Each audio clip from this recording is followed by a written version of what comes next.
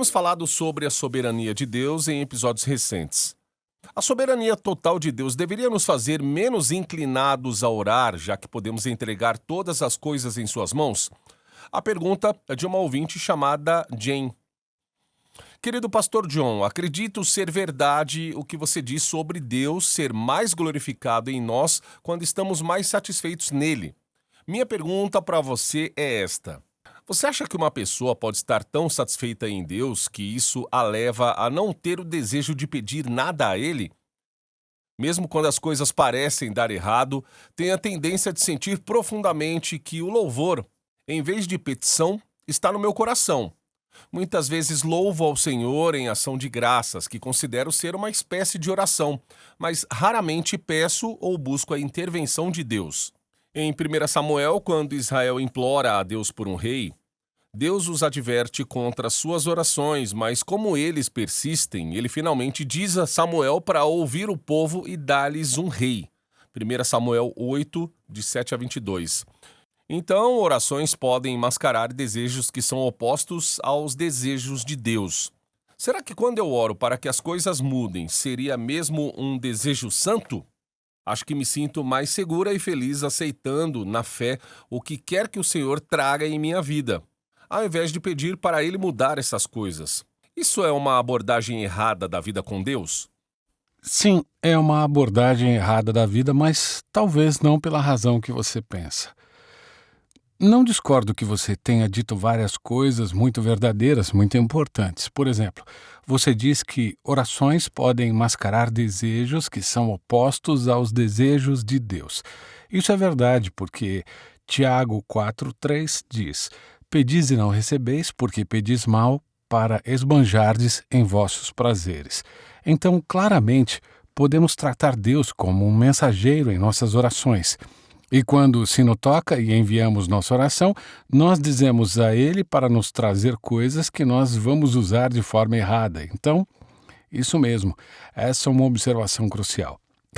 Você também diz que há circunstâncias em que você se sente tão confiante e satisfeito com os propósitos e desígnios de Deus na sua vida e na vida dos outros, que falta o desejo de pedir algo a Deus.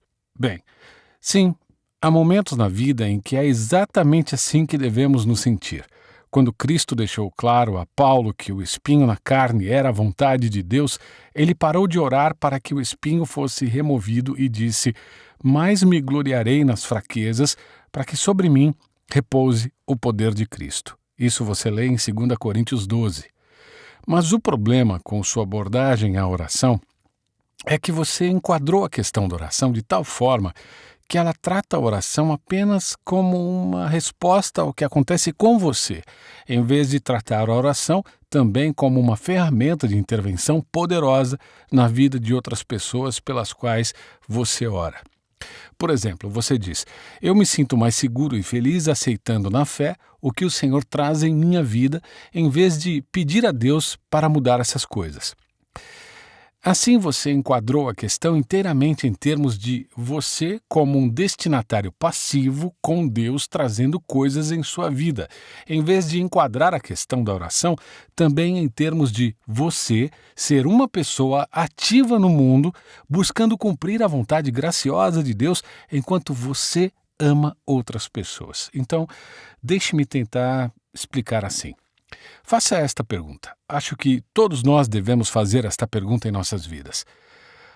A oração é um radiocomunicador em tempo de guerra ou é um interfone doméstico para chamar o mordomo para pedir outro travesseiro? Agora, se a oração é principalmente um interfone doméstico para chamar o mordomo para trazer outro travesseiro, sua abordagem à vida faz sentido.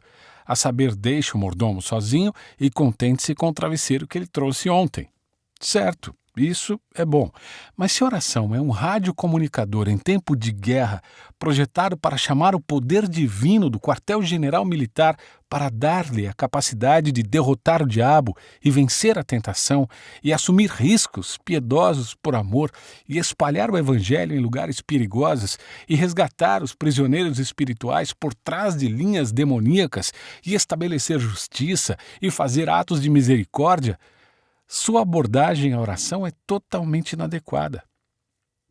Então a grande questão é: o que é oração? O que é principalmente na Bíblia? Aqui está o que Jesus disse em João 15,16. Eu vos escolhi a vós outros e vos designei para que vades e deis frutos, a fim de que, essa é uma frase crucial, preste atenção, tudo quanto pedirdes ao Pai em meu nome, eu vô-lo conceda. Em outras palavras, ele diz: eu coloquei você em uma missão frutífera para que você obtenha respostas de oração. Essa é a lógica desse versículo, o que significa que a oração é para o fortalecimento da missão que você recebeu do quartel-general. A oração é um radiocomunicador em tempo de guerra, e não basicamente um interfone doméstico.